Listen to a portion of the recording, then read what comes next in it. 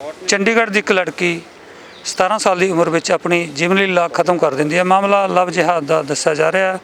ਨਾਲ ਇਹ ਵੀ ਹੈ ਕਿ ਲੜਕੀ ਨੇ ਖੁਦਕੁਸ਼ੀ ਤੋਂ ਪਹਿਲਾਂ 24 ਘੰਟੇ ਪਹਿਲਾਂ ਇੰਸਟਾਗ੍ਰਾਮ ਤੇ ਪੋਸਟ ਪਾਈ ਸੀ ਕਿ ਮੈਂ ਜਿੰਦਾ ਨਹੀਂ ਰਹਿਣਾ ਚਾਹੁੰਦੀ। ਉਹ ਲੜਕੀ ਦੇ ਪਿਤਾ ਸਾਡੇ ਨਾਲ ਨੇ, ਦੁਖੀ ਨੇ, ਪਰੇਸ਼ਾਨ ਨੇ। 23 ਤਰੀਕ ਦੀ ਘਟਨਾ ਹੈ, ਪਰ ਇਹਨਾਂ ਨੂੰ ਲੱਗਿਆ ਕਿ ਲੜਕੀ ਨਾਲ ਵੱਡਾ ਧੋਖਾ ਹੋਇਆ। ਧੋਖੇ ਵਾਸਤੇ ਇਨਸਾਫ ਦੀ ਮੰਗ ਕਰਦੇ ਨੇ। ਗੱਲ ਕਰਾਂ, ਹਾਂਜੀ, ਧੋਖਾ किस तरह का ਤੁਹਾਨੂੰ ਲੱਗਿਆ कि ज़्यादा ही धोखा हो गया, ज्यादती होगी? सर बेटी चलेगी तो जो धोखा जाती है तो साफ ही पता लग रहा है। जब सुसाइड नोट मिल रहे हैं, ऐसी चीज़ें घर में मिल रही है, हमें क्लू मिल रहे हैं, एविडेंस मिल रहे हैं, उससे साफ ही पता लग रहा है क्या मामला चल रहा है। ये धर परिवर्तन का मामला चल रहा है, लव जिहाद का मामला चल रहा है। हम तो अब इसी मुद्दे को लेकर चलेंगे जी। ਇਹਨੂੰ ਆਪਾਂ ਕਹਾਂਗੇ ਸ਼ਰਮ ਪਿਆਰ 'ਚ ਧੋਖਾ, ਕਿਉਂਕਿ ਲੜਕੀ ਨੂੰ ਨਾ ਲੜਕੇ ਨੇ ਆਪਣਾ ਹੋਰ ਦੱਸਿਆ। देखो जी, अगर कुड़ी ने मुंडे का नाम विजय दसिया, विजय के एंगल लेके ਉਹ ਸਾਡੇ ਨਾਲ ਗੱਲਬਾਤ ਕਰਦੀ, ਮੈਂ ਉਹਦੇ ਨਾਲ ਵਿਆਹ ਕਰਾਣਾ, ਉਹ ਕਰਾਣਾ, ਕੋਈ ਇਸ਼ੂ ਨਹੀਂ ਸੀਗਾ ਜੀ, ਕਰ ਲੈਂਦੀ ਵਿਆਹ। ਅਗਰ ਬਾਅਦ ਚੋਂ ਪਤਾ ਲੱਗ ਰਿਹਾ ਹੈ ਕਿ ਕੁੜੀ ਨੂੰ ਕਿ ਧਰਮ ਪਰਿਵਰਤਨ ਕਰਕੇ ਮੇਰਾ ਬੇਵਕੂਫ ਬਣਾਇਆ ਜਾ ਰਿਹਾ, ਮੇਰਾ ਸਰੀਰਕ ਸ਼ੋਸ਼ਣ ਕੀਤਾ ਜਾ ਰਿਹਾ ਹੈ। 14 ਸਾਲ ਦੀ ਉਮਰ ਦਾ ਕੁੜੀ ਦਾ ਸ਼ੋਸ਼ਣ ਕੀਤਾ ਜਾ ਰਿਹਾ ਹੈ। 3 ਸਾਲ ਤੱਕ ਕੁੜੀ ਦਾ ਰਿਲੇਸ਼ਨ 'ਚ ਸੀਗੇ। ਉਸ ਤੋਂ ਬਾਅਦ ਉਹ ਦੂਸਰਿਆਂ ਦਾ ਵੀ ਕੁੜੀਆਂ ਦੇ ਚੱਕਰ ਵੀ ਪੈ ਰਿਹਾ, ਉਹਨਾਂ ਦੇ ਨਾਲ ਵੀ ਉਹੀ ਚੀਜ਼ਾਂ ਕਰ ਰਿਹਾ। ਉਹ हार के कुड़ी ने क्या कर दी, दुखी होकर उन्होंने फिर सुसाइड ही करना, और क्या करती। उन्हें भी वो स्टैप चक्या। काश वो मैंने 18 घंटे पहले जी उन्हें अपडेटिंग वगैरह की थी, वो मैंने उस चीज़ का थोड़ा अंदेशा होता, आवाज़ होता, या सहेली कोई दस देती कि अंकल जी आपकी बेटी ने ऐसे अपडेटिंग की, उसको पूछो क्या है, क्या मामला, तो शायद मेरी बेटी बच जाती। मैं सभी माँ बाप से यही हाथ जोड़ के प्रार्थना करना चाहता हूँ कि सभी बच्चों से कहना चाहता हूँ कि अगर आप इंस्टाग्राम पर, सोशल मीडिया में कोई ऐसी एक्टिविटी देखते हैं कि मैं सुसाइड कर रहा हूँ, कुछ कर रहा हूँ, तो आप हर चीज़ को छोड़ के सबसे पहले उनके माँ बाप को इन्फॉर्म कीजिए कि उनकी बच्चे सलामत रहे और उनके बीच में रहे। अगर लड़की ने 18 घंटे पहला पोस्ट पाई तो उन्होंने लेट पता लगी, कितना लेट पता लगी? सर हमें तो ये बाद में पता लगा, सुसाइड करने के बाद में पता लगा। वो भी जब आस पड़ोस वाले लोग या उसके फ्रेंड सर्कल या और से पता लगा कि उसने इंस्टाग्राम में ऐसी चीज़ें डाली थी, बाद में पता लगा। जिन्हें देखिए उन्होंने दसने का फर्ज तो बनता सी, ये मतलब उन्होंने भी एक अणगहली बरती है। जब हम हरिद्वार थे, बेटी के अस्थियाँ विसर्जन करने के लिए जा रहे थे, तो मैंने अपने बेटे को कॉल किया था। तो उससे मैंने बोला था कि बेटी की एक फ़ोटो रेडी कर दे जो हमें ज़रूरत पड़ेगी। तो फिर बेटे ने मेरे से ये बात शेयर की थी, पापा उसकी फ्रेंड्स वगैरह आई हैं, उसके कॉलेज की हैं, उनको सबको मालूम है कि इंस्टाग्राम में उसने ये पोस्ट डाली थी। तो मैं उस टाइम घर पे नहीं था। अगर मैं शायद घर पे होता तो इस मामले को गंभीरता से लेकर शायद उनको डांट भी लगाता और कुछ उनको सीख की बात भी बताता कि इन फ्यूचर लाइफ में कभी ऐसी बात हो तो पेरेंट्स को बताना बहुत ज़रूरी है। तो कदों को पता लग गया कि ਤੁਹਾਡੀ ਲੜਕੀ ਧੋਖਾਧੜੀ ਦਾ ਸ਼ਿਕਾਰ ਹੋ ਰਹੀ ਹੈ? ਕਿਉਂਕਿ ਜਦੋਂ ਨਾ ਹੀ ਬੰਦੇ ਨੇ ਗਲਤ ਦੱਸਿਆ, ਫਿਰ ਇਹਦਾ ਮਤਲਬ ਉਹ ਕੁਝ ਨਾ ਕੁਝ ਉਹਦਾ ਮਕਸਦ ਹੋਰ ਸੀਗਾ। ਇਸ ਤਰ੍ਹਾਂ ਹੈ ਜੀ, ਸੁਸਾਈਡ ਤੋਂ ਇੱਕ ਦਿਨ ਪਹਿਲਾਂ 10 ਸਾਢੇ 10 ਦੀ ਗੱਲ ਹੈਗੀ ਹੈ। ਕੁੜੀ ਥੱਲੇ ਨਹੀਂ ਉਤਰ ਰਹੀ ਸੀ ਆਪਣੇ ਕਮਰੇ ਤੋਂ, तो मेरी वाइफ ने मैंने किया सी जाके ਉਹਨੂੰ ਖਾਣਾ ਖੂਣਾ ਖਵਾਇਆ। तो कि मेरे नाल मैं कुछ ਕਵਾਂਗੀ ਤਾਂ ਨਾਰਾਜ਼ ਹੋ ਜਾਂਦੀ ਕੁੜੀ, ਤੇ ਤੁਹਾਡੇ ਨਾਲ ਬੌਂਡਿੰਗ ਜ਼ਿਆਦਾ, ਤੁਹਾਨੂੰ ਜ਼ਿਆਦਾ ਪਿਆਰ ਕਰਦੀ ਹੈ, ਤੁਸੀਂ ਤੁਹਾਡੀ ਗੱਲ ਉਹ ਸਮਝਦੀ ਵੀ ਹੈ, ਜਾਂ ਉਹਨੂੰ ਖਾਣਾ ਖਿਲਾ ਕੇ ਆਓ।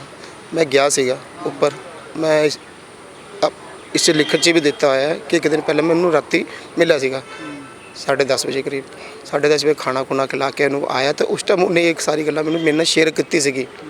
ਲੇਕਿਨ ਲਵ ਜਿਹਾਦ ਦਾ ਲੈ ਕੇ ਮੈਂ ਉਸ ਟਾਈਮ ਵੀ ਨਹੀਂ ਚੱਲਿਆ ਸੀਗਾ ਜੀ। ਕੋਈ ਦਾ ਕਿ ਆਪ ਉਹ ਆਪਣਾ ਧਰਮ ਪਰਿਵਰਤਨ ਜਾਓ, ਉਹਨੇ ਮੈਨੂੰ ਸਾਰੀ ਗੱਲਾਂ ਦੱਸੀਆਂ ਚੀਜ਼ਾਂ। ਮੈਂ ਮਸਲਾ ਸਾਰਾ ਸਮਝ ਗਿਆ ਸੀਗਾ, ਲੇਕਿਨ ਮੇਰਾ ਦਿਲ ਉਸ ਟਾਈਮ ਹੀ ਨਹੀਂ ਮੰਨ ਰਿਹਾ ਸੀਗਾ ਕਿ ਬੱਚਿਆਂ ਦੀ ਆਪਸੀ ਮਾਮਲਾ ਮੈਂ ਨਿਪਟਾ ਲਾਂਗਾ, ਤੂੰ ਟੈਨਸ਼ਨ ਨਾ ਲੈ ਕੁੜੀਏ, ਤੂੰ ਟੈਨਸ਼ਨ ਲੈਣਾ, ਤੇਰਾ ਬਾਪ ਜਿੰਦਾ ਹੈ ਨਾ, ਆਪਣੇ ਰਾਈਟਸ ਮੇਰੇ ਹੱਕ ਮੈਨੂੰ ਸਭ ਪਤਾ ਹੈਗਾ, ਠੀਕ ਹੈ, ਤੂੰ ਵੀ ਵੈਲ ਐਜੂਕੇਟਡ ਹੈ, ਮੈਂ ਵੀ ਵੈਲ ਐਜੂਕੇਟਡ, ਤੇ ਇਸ ਕਰਕੇ ਤੂੰ ਟੈਨਸ਼ਨ ਨਾ ਲੈ, ਬਸ ਮੈਂ ਆਪਣੇ ਹੈਂਡਲ ਨਾਲ ਕਰ ਲਾਂਗਾ, ਇਸ ਗੱਲਾਂ ਨੂੰ ਆਪਾਂ ਬਾਹਰ ਨਹੀਂ ਲੈ ਕੇ ਜਾਣਾ। ਪੁਲਿਸ ਨੇ ਬਣਦੀ ਕਾਰਵਾਈ ਕੀਤੀ ਮੌਕੇ ਤੇ? ਫਿਰ ਜੀ ਹਾਂ ਕੀਤੀ, ਉਹਨਾਂ ਨੇ ਸਾਡਾ ਬੜਾ ਪੂਰਾ ਸਹਿਯੋਗ ਦਿੱਤਾ ਜੀ। ਹੁਣ ਕੀ ਡਿਮਾਂਡ ਆ ਤੁਹਾਡੀ? ਤੇ ਕਿ ਇੱਕ ਧਾਰਾ ਜਿਹੜਾ ਧਰਮ ਪਰਿਵਰਤਨ ਦਾ ਲਾਇਆ ਉਹਨਾਂ ਨੇ 295 ਉਹ ਲਾਈ ਨਹੀਂ ਜੀ ਉਹਨਾਂ ਨੇ। ਉਹ ਲਾਣੀ ਜ਼ਰੂਰੀ ਸੀਗੀ ਜੀ ਕਿ ਧਰਮ ਪਰਿਵਰਤਨ ਦਾ ਇਹਦੇ ਘਰ 'ਚ ਜਿਹੜੇ ਪ੍ਰੂਫ ਨਿਕਲ ਰਹੇ ਹੈਗੇ ਆ ਉਹ ਸਾਫ਼ ਸਪਸ਼ਟ ਲਵ ਜਿਹਾਦ ਤੇ ਮੁਸਲਿਮ ਸਮੁਦਾਇ ਬਣਾਉਣ ਦਾ ਕਰ ਰਹੇ ਆ। ਤੁਸੀਂ ਦੇਖ ਸਕਦੇ ਹੋ ਸਾਡੇ ਕੋਲ ਦੇ ਸਾਰੇ ਪ੍ਰੂਫ ਪਏ ਆ। ਉਹਨਾਂ ਮਾਪਿਆਂ ਨੂੰ ਜਿਨ੍ਹਾਂ ਦੇ ਬੱਚੇ ਕਈ ਵਾਰ ਥੋੜੇ ਦੂਰੀ ਬਣਾ ਲੈਂਦੇ ਆ ਮਾਪਿਆਂ ਤੋਂ, ਉਹਨਾਂ ਨੂੰ ਕੀ ਕਹਿਣਾ ਚਾਹੋਗੇ? ਅਗਰ ਮੈਂ ਆਪਣੀ ਗੱਲ ਕਰਾਂ, ਮੇਰਾ ਬੱਚਾ ਬੜਾ ਸਟਰੋਂਗ ਸੀਗਾ, ਬੜਾ ਮਜ਼ਬੂਤ ਸੀਗਾ, ਫਿਜ਼ੀਕਲੀ ਬੜਾ ਫਿਟ ਸੀਗਾ, ਬੜਾ ਇੰਟੈਲੀਜੈਂਟ ਸੀਗਾ। ਅਸੀਂ ਜਿਹੜਾ ਉਹਨੂੰ ਲੈਬ ਟੈਕਨੀਸ਼ੀਅਨ ਦਾ ਕੋਰਸ ਕਰਾ ਰਹੇ ਸੀਗੇ, ਸਭ ਕੁਝ ਇੰਗਲਿਸ਼ 'ਚ ਹੈ, ਹਿੰਦੀ 'ਚ ਕੁਝ ਨਹੀਂ ਹੈ, ਕੋਈ ਸਬਜੈਕਟ ਉਹਦਾ ਨਹੀਂ ਹੈ, ਬਟ ਇੰਨਾ ਕੁਝ ਟੈਲੈਂਟਡ ਲੜਕੀ ਸੀਗੀ। ਮੈਂ ਖੁਦ ਮੈਡੀਕਲ ਲਾਈਨ 'ਚ PG ਜੋਬ ਕਰਦਾ ਹੈਗਾ, ਮੇਰੇ ਨਾਲ ਸ਼ੇਅਰਿੰਗ ਕਰਦੀ ਸੀ, ਮੇਰੇ ਨਾਲ ਕੰਪੀਟੀਸ਼ਨ ਕਰਦੀ ਸੀਗੀ, ਗੱਲਾਂ ਕਰਦੀ ਸੀ ਲੈਬ ਦੇ ਬਾਰੇ, ਕਿਸ ਤਰ੍ਹਾਂ ਹੈ ਕਿਸ ਤਰ੍ਹਾਂ ਨਹੀਂ। ਕਿਉਂਕਿ ਸਾਡੀ ਵੀ ਲੈਬ 'ਚ ਡਿਊਟੀਆਂ ਲੱਗਦੀਆਂ ਹੈਗੀਆਂ, ਸਾਨੂੰ ਵੀ ਪਤਾ ਹੈ। ਤਾਂ ਬੱਚਾ ਬੜਾ ਅੱਛਾ ਕਰ ਸੀਗਾ, ਸਾਡਾ ਬੜਾ ਮਜ਼ਬੂਤ ਸਾਡਾ ਬੱਚਾ ਸੀਗਾ। ਆਪਾਂ ਕਹਿ ਨਹੀਂ ਸਕਦੇ ਕਿ ਬੱਚੇ ਦਾ ਇੰਨਾ ਮਜ਼ਬੂਤ ਹੋਣ ਤੋਂ ਬਾਅਦ ਤੁਸੀਂ ਇਹਦਾ ਦਿਮਾਗ ਕਿਸ ਤਰ੍ਹਾਂ ਖਾਲੀ ਕਰਤਾ, ਬ੍ਰੇਨ ਵਾਸ਼ ਕਿਸ ਤਰ੍ਹਾਂ ਹੋ ਗਿਆ। ਆਪਾਂ ਤਾਂ ਸਮਝ ਹੀ ਨਹੀਂ ਪਾ ਰਹੇ ਇਹ ਚੀਜ਼ਾਂ, ਤਾਂ ਹੁਣ ਸਾਨੂੰ ਜਦ ਮਿਲਣ ਤੋਂ ਬਾਅਦ ਪਤਾ ਲੱਗ ਰਹੀ ਹੈ। ਜਦੋਂ ਸਾਡੇ ਵਿੱਚ ਨਹੀਂ ਹੈ, ਕਾਸ਼ ਉਹ ਜਿੰਦਾ ਜੀ ਇਹ ਚੀਜ਼ ਸਾਨੂੰ ਦੱਸ ਦਿੰਦੀ, ਇਹ ਨੌਬਤ ਹੀ ਨਹੀਂ ਆਣੀ ਸੀਗੀ। ਤੁਸੀਂ ਉਸ ਟਾਈਮ ਵੀ ਸਾਡੇ ਨਾਲ ਹੀ ਖੜੇ ਹੁੰਦੇ, ਸਾਡਾ ਇੰਟਰਵਿਊ ਲੈ ਰਹੇ ਹੁੰਦੇ ਔਰ ਉਹਨੂੰ ਇਨਸਾਫ ਜਿੰਦੇ ਬੰਦੇ ਅਸੀਂ। ਲੇਕਿन उसे जान तो बाद में ਆਪਾਂ ਇਨਸਾਫ ਵੀ ਤਾਂ ਹੀ ਲਿੱਤਾ ਹੈ ਕਿ ਉਹ ਸੁਸਾइड नोट 'ਚ ਲਿਖ ਕੇ ਗਈ ਹੈ ਕਿ मुझे इंसाफ मिलना चाहिए, ਇਹ ਕਾਰਵਾਈ ਅਸੀਂ ਤਾਂ ਕਰ ਰਹੇ ਹਾਂ। ਮੈਨੂੰ ਕਿਸੇ ਕੋਈ ਤਰ੍ਹਾਂ ਨਾਲ ਕੋਈ ਨਾਰਾਜ਼ਗੀ ਨਹੀਂ ਹੈ, ਲੇਕਿਨ ਬਟ ਇਹ ਚੀਜ਼ਾਂ ਜਿਹੜੀਆਂ ਹੋ ਰਹੀਆਂ ਹੈ ਔਰ ਮੈਂ ਖੁਦ ਦੇਖਦਾ ਸੀ ਚੀਜ਼ਾਂ ਨੂੰ, ਧੋਖਾ ਤਾਂ ਇੱਕ ਤਰ੍ਹਾਂ ਦੀ ਵੱਡੀ। ਤੇ ਹੁਣ ਅੱਜ ਮੇਰੇ ਨਾਲ ਇੱਕ ਚੀਜ਼ ਖੁਦ ਬੀਤੀ ਹੈ ਤਾਂ ਮੈਂ ਮਹਿਸੂਸ ਕਰ ਰਿਹਾ ਕਿ ਵਾਕਈ 'ਚ ਧਰਮ ਪਰਿਵਰਤਨ ਦਾ ਮਾਮਲਾ ਚੱਲ ਰਿਹਾ ਹੈ, ਲਵ ਜਿਹਾਦ ਚੱਲ ਰਿਹਾ ਹੈ। ਸਿੱਧਾ ਇਹ ਹਕੀਕਤ ਹੈ। ਮੋٹے ਲਫ਼ਜ਼ਾਂ 'ਚ ਇਹ ਲਵ ਜਿਹਾਦ ਹੈ ਤੇ ਪ੍ਰਸ਼ਾਸਨ ਨੂੰ ਵੀ ਸਾਡੀ ਇੱਕ ਮੰਗ ਹੈ ਕਿ ਇਸ ਲਵ ਜਿਹਾਦ ਦੇ ਉੱਤੇ ਇੱਕ 295 ਏ ਤੇ ਪਰਚਾ ਦਰਜ ਕੀਤਾ ਜਾਏ, ਉਹਦੇ 'ਚ ਅਮੈਂਡਮੈਂਟ ਕੀਤੀ ਜਾਏ ਜਿਹੜੀ ਅਸੀਂ ਪਰਚਾ ਦਰਜ ਕਰਾਇਆ। ਤੇ ਲੋਕਾਂ ਨੂੰ ਸਾਡਾ ਇਹੀ ਨਿਵੇਦਨ ਹੈ ਕਿ ਆਪਣੇ ਬੱਚਿਆਂ ਦੇ ਉੱਤੇ ਤੁਸੀਂ ਥੋੜ੍ਹਾ ਧਿਆਨ ਦਿਓ। ਅਗਰ ਤੁਹਾਨੂੰ ਲੱਗਦਾ ਹੈ ਕਿ ਬੱਚਾ ਕਿੱਥੇ ਬਹੁਤ ਜ਼ਿਆਦਾ ਇਨਵੋਲਵ ਹੈ ਕਿਸੇ ਮੋਬਾਈਲ ਦੇ ਉੱਤੇ ਜਾਂ ਕਿਸੇ ਸੋਸ਼ਲ ਸਾਈਟ ਦੇ ਉੱਤੇ, ਤੇ ਸਾਡਾ ਫਰਜ਼ ਬਣਦਾ ਵੀ ਅਸੀਂ ਇੱਕ ਵਾਰ ਨੋਟ ਜ਼ਰੂਰ ਕਰੀਏ ਵੀ ਕਿੱਥੇ ਕੋਈ ਐਸੀ ਗੱਲ ਤਾਂ ਨਹੀਂ ਹੈ ਬੱਚਾ ਕਿੱਥੇ ਗਲਤ ਸੰਗਤ 'ਚ ਪੈ ਗਿਆ, ਕਿਉਂਕਿ ਆਉਣ ਵਾਲੇ ਟਾਈਮ 'ਚ ਕਿ ਜਿਹੜਾ ਜ਼ਿਆਦੀ ਆਧੁਨਿਕ ਯੁੱਗ ਆ ਗਿਆ, ਸੋਸ਼ਲ ਮੀਡੀਆ ਆ ਗਿਆ, ਇਹ ਵੀ ਕਿਤੇ ਨਾ ਕਿਤੇ ਬੱਚਿਆਂ ਦੀ ਮਾਨਸਿਕਤਾ ਨੂੰ ਖਰਾਬ ਕਰ ਰਿਹਾ ਹੈ। ਜੀ ਦੇਖੋ, ਸੋਸ਼ਲ ਮੀਡੀਆ ਦੇ ਫਾਇਦੇ ਵੀ ਹੈ ਤਾਂ ਨੁਕਸਾਨ ਵੀ ਹੈ, ਤੇ ਉਹਦੇ ਵਿੱਚੋਂ ਇੱਕ ਨੁਕਸਾਨ ਸਾਨੂੰ ਇਹ ਵੀ ਹੈ ਕਿ ਬੱਚਾ ਸੋਸ਼ਲ ਸਾਈਟ 'ਚ ਕਿਸ ਤਰ੍ਹਾਂ ਦੀ ਐਕਟੀਵਿਟੀ ਦੇ ਵਿੱਚ ਹੈ, ਕੋਈ ਚੰਗੀ ਹੈ ਜਾਂ ਮਾੜੀ ਹੈ। ਇਸ ਲਈ ਅਸੀਂ ਨਿਵੇਦਨ ਕਰਨਾ ਚਾਹੁੰਦੇ ਹਾਂ ਵੀ ਮਾਪੇ ਆਪਣੇ ਬੱਚਿਆਂ ਦੇ ਉੱਤੇ ਧਿਆਨ ਦੇਣ ਕਿ ਉਹ ਸੋਸ਼ਲ ਸਾਈਟ ਦੇ ਉੱਤੇ ਕੈਸੀ ਸਾਈਟਸ ਦੇ ਉੱਤੇ ਉਹ ਜਾ ਰਹੇ ਨੇ, ਕੀ ਉਹ ਕਰ ਰਹੇ ਨੇ, ਕੀ ਐਕਟੀਵਿਟੀ ਉਹ ਕਿਹਦੇ ਨਾਲ ਗੱਲ ਕਰ ਰਹੇ ਨੇ, ਕਿਹਦੇ ਨਾਲ ਨਹੀਂ ਕਰ ਰਹੇ ਨੇ, ਲੇਟ ਨਾਈਟ ਗੱਲ ਕਰ ਰਹੇ ਨੇ, ਕਿਉਂ ਕਰ ਰਹੇ ਨੇ। ਇਹ ਸਾਡਾ ਫਰਜ਼ ਬਣਦਾ ਹੈ। ਇਹ ਮੈਂ ਇੱਕ ਸਾਰੇ ਲੋਕਾਂ ਨੂੰ ਜੋ ਵੀ ਆਪਣੇ ਸਰੋਤੇ ਦੇਖਣ, ਆ ਵੀ ਦੱਸ ਦਿਓ ਆਪਣਾ। ਮੇਰਾ ਨਾਮ ਰਵੀ ਰਾਵਤ ਹੈ ਜੀ, ਤੇ ਅਸੀਂ ਇਸ ਮੰਚ ਦੇ ਨਾਲ ਜੁੜੇ ਹਾਂ ਕਿ ਸਮਾਜ ਦੇ ਇੱਕ ਜਾਗਰਤੀ ਲਿਆਈਏ ਤਾਂ ਕਿ ਲੋਕ ਜਾਗਰਤ ਹੋਣ। ਤੋਂ ਐਸੇ ਜੋ ਸਮਾਜ ਦੇ ਵਿੱਚ ਐਸੇ ਲੋਕ ਨੇ ਜੋ ਕੁੜੀਆਂ ਨੂੰ ਗੁੰਮਰਾਹ ਕਰ ਰਹੇ ਨੇ, ਅਸੀਂ ਉਹਨਾਂ ਨੂੰ ਇੱਕ ਸਹੀ ਤਰੀਕੇ ਨਾਲ ਇੱਕ ਸਹੀ ਜਗ੍ਹਾ 'ਤੇ ਉਹਨਾਂ ਨੂੰ ਪਹੁੰਚਾ ਕੇ ਉਹਨਾਂ ਨੂੰ ਇੱਕ ਸਜ਼ਾ ਦਿਵਾਈਏ ਤਾਂ ਕਿ ਆਉਣ ਵਾਲੇ ਟਾਈਮ 'ਚ ਕਿਸੇ ਵੀ ਫੈਮਿਲੀ ਦੇ ਨਾਲ, ਕਿਸੇ ਭੈਣ ਭਰਾ ਦੇ ਨਾਲ ਐਸਾ ਨਾ ਇਨਸਾਫੀ ਨਾ ਹੋਵੇ। ਆਧੁਨਿਕ ਸ਼ਹਿਰ ਚੰਡੀਗੜ੍ਹ ਦੇ ਵਿੱਚ ਅਜੀਬ ਕਿਸਮ ਦਾ ਮਾਮਲਾ ਆਇਆ ਹੈ। 17 ਸਾਲ ਦੀ ਲੜਕੀ ਨੇ 3-4 ਦਿਨ ਪਹਿਲਾਂ ਖੁਦਕੁਸ਼ੀ ਕੀਤੀ ਹੈ। ਇੱਕ ਲੜਕਾ ਗਲਤ ਨਾਂ ਦੱਸ ਕੇ ਉਸ ਦਾ ਦੋਸਤ ਬਣਿਆ, ਉਸ ਨਾਲ ਸੰਪਰਕ ਦੇ ਵਿੱਚ ਰਿਹਾ, ਪਰ ਲੜਕੀ ਨੂੰ ਜਦੋਂ ਪਤਾ ਲੱਗਿਆ ਕਿ ਲੜਕਾ ਹੋਰ ਧਰਮ ਦਾ ਹੈ ਤਾਂ ਹੋ ਸਕਦਾ ਮਾਨਸਿਕ ਬੋਝ ਉਹਦਾ ਇੰਨਾ ਹੋ ਗਿਆ ਹੋਵੇ ਕਿ ਉਸਨੇ ਮੌਤ ਨੂੰ ਗਲੇ ਲਗਾ ਲਿਆ ਹੈ। ਇਹ ਘਟਨਾ ਨੇ ਬਹੁਤ ਸਾਰੇ ਸਵਾਲ ਪੈਦਾ ਕਰ ਦਿੱਤੇ ਨੇ। ਸੋ ਦੇਖਦੇ ਹਾਂ ਇਹਨਾਂ ਸਵਾਲਾਂ ਦਾ ਆਉਣ ਵਾਲੇ ਦਿਨਾਂ 'ਚ ਹੱਲ ਕੀ ਹੋ ਸਕੇਗਾ। ਕੈਮਰਾਮੈਨ ਜਗਸੀਰ ਦੇ ਨਾਲ ਦਰਸ਼ਨ ਸਿੰਘ ਖੋਖਰ, ਚੰਡੀਗੜ੍ਹ ਦੀ ਇੱਕ 17 ਸਾਲਾ ਲੜਕੀ ਨੇ ਖੁਦਕੁਸ਼ੀ ਕੀਤੀ ਹੈ। ਖੁਦਕੁਸ਼ੀ ਨੋਟ ਵੀ ਲਿਖਿਆ ਹੈ। 3 ਸਾਲ ਤੋਂ ਲਗਾਤਾਰ ਉਹ ਇੱਕ ਮੁਸਲਮਾਨ ਮੁੰਡੇ ਦੀ ਦੋਸਤ ਬਣੀ ਹੋਈ ਸੀ। ਪਰਿਵਾਰ ਵਾਲਿਆਂ ਦਾ ਕਹਿਣਾ ਕਿ ਉਹਨਾਂ ਦੀ ਕੁੜੀ ਨੂੰ ਬਹਲਾ ਫੁਸਲਾ ਕੇ ਪਿਆਰ ਪਾਇਆ ਗਿਆ ਤੇ ਲਵ ਜਿਹਾਦ ਦਾ ਮਾਮਲਾ ਬਣਦਾ ਹੈ।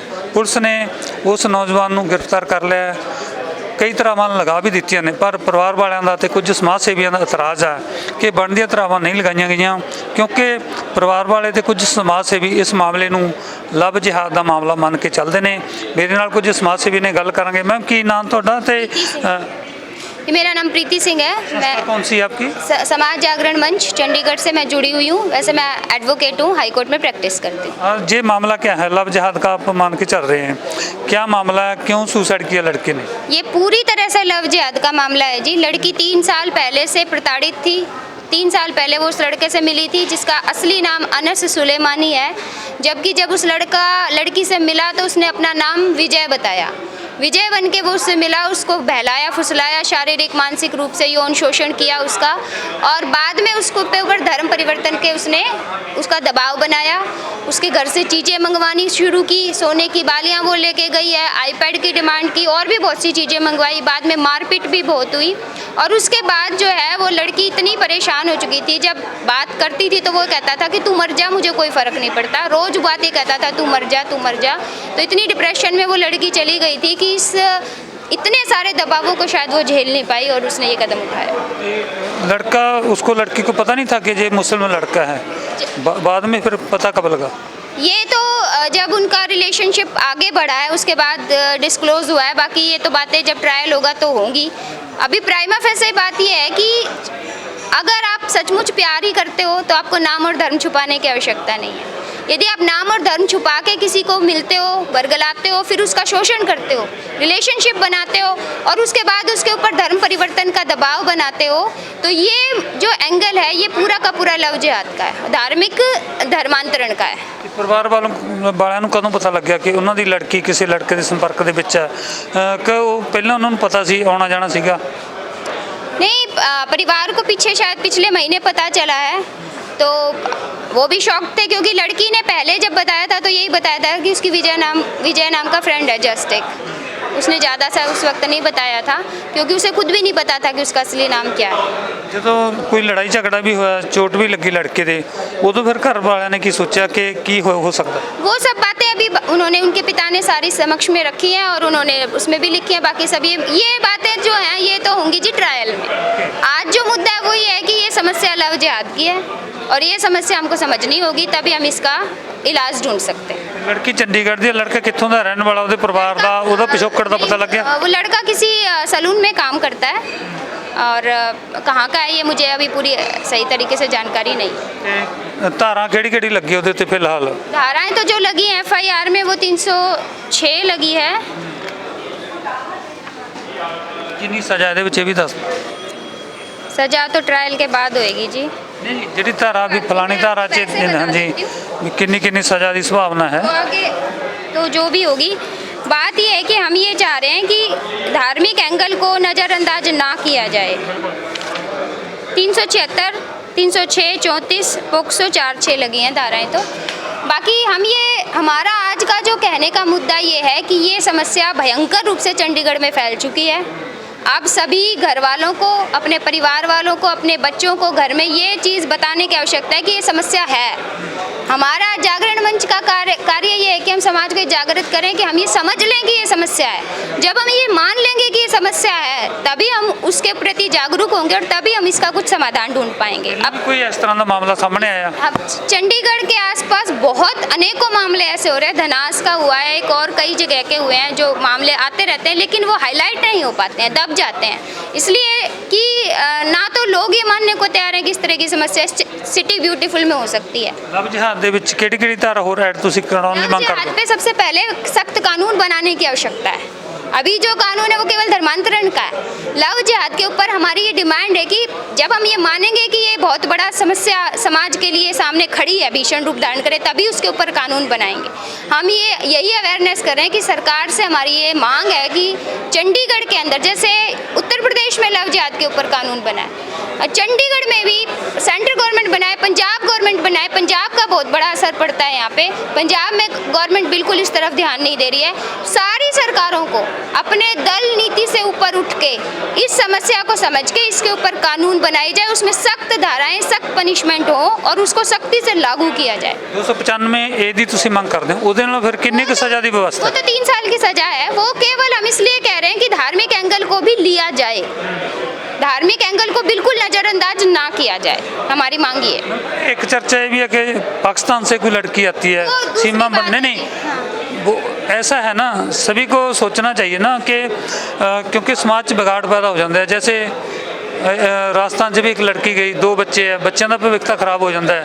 ਜਿਹੜੇ ਸੂਝਵਾਨ ਬੰਦੇ ਆ, ਪੜ੍ਹੇ ਲਿਖੇ ਵੱਡੇ, ਉਹਨਾਂ ਨੂੰ ਕੀ ਕਹਿਣਾ ਚਾਹੋਗੇ? समाज की जिम्मेवारी है, हमारे समाज के वरिष्ठ जो समुदाय है, मैं तो ये कहती हूँ कि विद्यालयों में अध्यापकों की, अध्यापिकाओं की, कॉलेजेस में ये सबकी जिम्मेदारी है सामूहिक रूप से कि हम काउंसलिंग करें अपने बच्चों की, उनको ये समझाएं कि कौन सी एज उनका करियर पे ध्यान देने की है, कौन सी एज किस लिए है। जो बहुत ही पश्चिम का हमने अडॉप्ट कर लिया है वो धीरे धीरे हमारे समाज को खराब करता जा रहा है। हर चीज़ का एक समय निर्धारित होता है, उस पे होती है तो अच्छा होता है। प्रशासन को ये चाहिए कि इस तरह के काउंसलिंग सेंटर खोले, स्कूलों में, कॉलेजेस में इस तरह की काउंसलिंग करवाए कि बच्चियां जो हैं वो इस तरह के चक्करों में ना फंसें, बच सकें। हमारा काम ये है कि हम अपनी बच्चियों को बचाएं। ਇੱਕ ਇਹ ਵੀ ਗੱਲ ਬਾਰ-ਬਾਰ ਉੱਠਦੀ ਹੈ ਕਿ ਸੈਕਸ ਐਜੂਕੇਸ਼ਨ ਹੋਵੇ, ਬੱਚਿਆਂ ਨੂੰ ਪਤਾ ਹੋਵੇ ਕਿ देखिए वो सब ਕੀ होता ਹੈ, है, ਉਹ ਵੀ ਹੋਣਾ ਚਾਹੀਦਾ। वो सब कुछ होता है, उसके अंदर काउंसलिंग्स भी होती हैं, टीचर्स भी टाइम टू टाइम क्लासेस में गाइड करती हैं, लेकिन ये मामला केवल सेक्स एजुकेशन से रिलेटेड नहीं है, ये मामला धार्मिक है, ये लव जिहाद का, ये कन्वर्जन का है, ये इन सब चीज़ों से बहुत बड़ा मामला है, इसके ऊपर उठ के बोलने की आवश्यकता है। ਲਾਸਟ ਸਵਾਲ ਆ, ਲਵ ਜਿਹਾਦ ਦੀ ਗੱਲ ਕਰਦੇ ਹੋ, ਉਹ ਲੜਕਾ ਕਿਸੇ ਉਸ ਸੰਸਥਾ ਨਾਲ ਜੁੜਿਆ ਹੋਇਆ ਸੀ ਜੋ ਸੰਸਥਾ ਚਾਹੁੰਦੀ ਆ ਕਿ ਹਿੰਦੂਆਂ ਨੂੰ ਮੁਸਲਮਾਨ ਬਣਾਇਆ ये ਜਾਵੇ। जांच का विषय है, ये पुलिस इन्वेस्टिगेशन करेगी तब जांच हो। ਸੋ ਇੱਕ ਲੜਕੀ ਜੋ 17 ਸਾਲ ਦੀ ਸੀ, 14 ਸਾਲ ਤੋਂ ਕਿਸੇ ਮੁਸਲਮਾਨ ਲੜਕੇ ਦੇ ਸੰਪਰਕ ਦੇ ਵਿੱਚ ਸੀ, ਹਿੰਦੂ ਧਰਮ ਨਾਲ ਸੰਬੰਧ ਰੱਖਦੀ ਸੀ, ਉਹ ਖੁਦਕੁਸ਼ੀ ਕਰ ਗਈ ਹੈ। ਖੁਦਕੁਸ਼ੀ ਵੇਲੇ ਬਕਾਇਦਾ ਨੋਟ ਵੀ ਲਿਖਿਆ ਗਿਆ ਹੈ। ਬਹੁਤ ਸਾਰੇ ਸਵਾਲ ਖੜੇ ਹੋ ਰਹੇ ਨੇ ਚੰਡੀਗੜ੍ਹ ਦੇ ਵਿੱਚ, ਜਿਸ ਨੂੰ ਆਧੁਨਿਕ ਸ਼ਹਿਰ ਕਿਹਾ ਜਾਂਦਾ ਹੈ, ਕਿ ਇਹ ਸ਼ਹਿਰ ਦੇ ਵਿੱਚ ਵੀ 14 ਸਾਲ ਜਾਂ 17 ਸਾਲ ਦੀਆਂ ਲੜਕੀਆਂ ਕਿਸ ਤਰ੍ਹਾਂ ਪ੍ਰੇਮ ਜਾਂ ਪਿਆਰ ਦੇ ਚੁੰਗਲ 'ਚ ਫਸ ਕੇ ਆਪਣੀ ਜਿਹੜਾ ਹੈਗਾ ਜਾਨ ਦੇ ਦਿੰਦੀਆਂ ਨੇ। ਇੱਕ ਵੱਡੇ ਸਵਾਲ ਨੇ ਇਸ ਸੱਭਿਅਕ ਸਮਾਜ ਦੇ ਉੱਤੇ। ਸੋ ਇਹ ਸਮਾਜ ਸੇਵਕਾਂ ਨਾਲ ਅਸੀਂ ਗੱਲ ਕੀਤੀ ਹੈ, ਇਹਨਾਂ ਦਾ ਕਹਿਣਾ ਕਿ ਲਵ ਜਿਹਾਦ ਵਾਲੀ ਧਾਰਾ ਇਸ ਮਾਮਲੇ 'ਚ ਲਗਾਈ ਜਾਵੇ ਤੇ ਕਾਨੂੰਨ ਸਖਤ ਕੀਤੇ ਜਾਣ। ਨਾਲ ਹੁਣ ਲੜਕੀ ਦੇ ਪਿਤਾ ਨਾਲ ਵੀ ਗੱਲ ਕਰਾਂਗੇ।